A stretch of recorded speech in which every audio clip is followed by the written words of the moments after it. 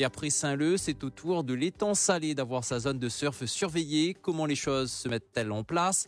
Peut-on pratiquer les activités nautiques en toute sérénité pendant ces vacances? Élément de réponse avec un invité en direct dans ce journal, Gilbert Pouzet, président de l'association Le Tropical Surf. Après Saint-Leu, notez que c'est au tour de l'étang Salé d'avoir sa zone de surf surveillée. Oui, on en parlait déjà il y a tout juste quelques semaines. En fait, le 7 juillet dernier, la ville de l'étang Salé a publié un communiqué pour annoncer la mise en place d'une zone zone d'expérimentation opérationnelle. Cette zone de baignade et d'activités nautiques surveillées se trouvera cette fois sur le site du Brisant. On accueille pour en parler Gilbert Pouzet. Bonjour. Bonjour. Vous êtes le président de l'association Le Tropical Surf, à l'initiative du projet initial Zonex à Saint-Leu. Alors selon le post Facebook de la mairie de l'étang Salé, c'est également votre association qui se chargera de la surveillance de la Zonex du Brisant. Comment les choses se mettent-elles en place?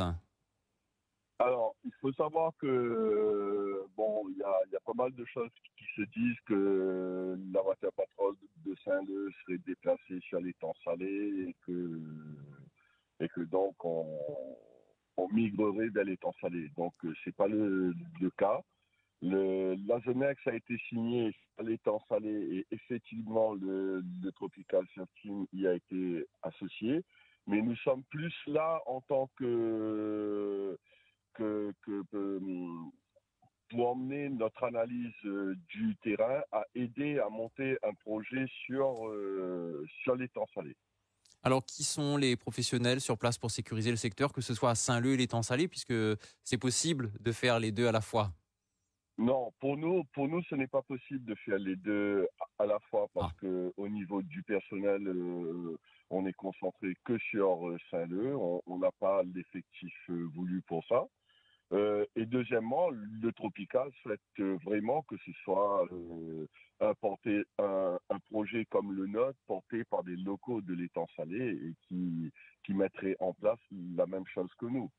Soit avec bien sûr la participation du CSR et l'aide du Tropical Surf Team. Alors ce projet de l'étang Salé a-t-il véritablement vu le jour finalement? Parce qu'à vous entendre, ce serait compliqué de faire donc Saint-Leu et l'étang Salé au même moment. Est-ce que c'est viable?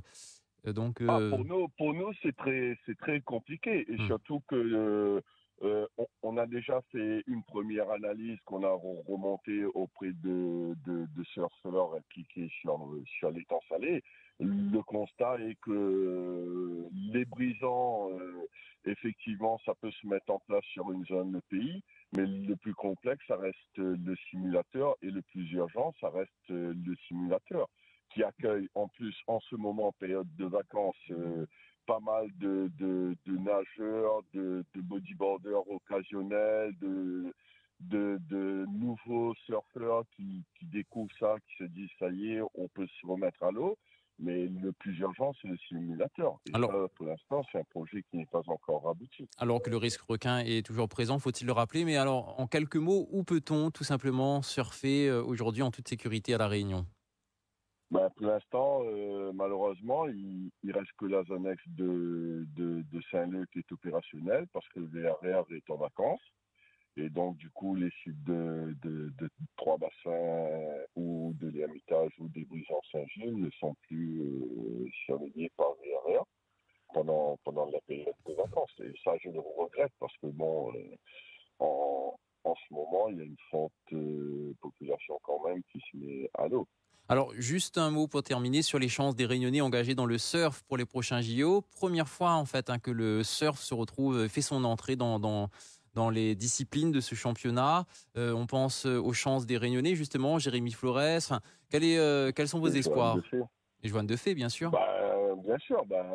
Écoutez, ce sont des surfeurs qui ont démontré tout leur talent et vraiment toute leur maîtrise durant des années de compétition. Joanne vient en plus de gagner une compète, donc on a vraiment toutes nos chances.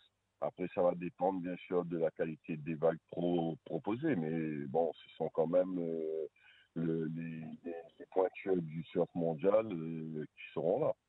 C'est vrai. Et on va suivre ça. Merci Gilbert Pouzet d'avoir été en direct avec nous, président de l'association Le Tropical Surf.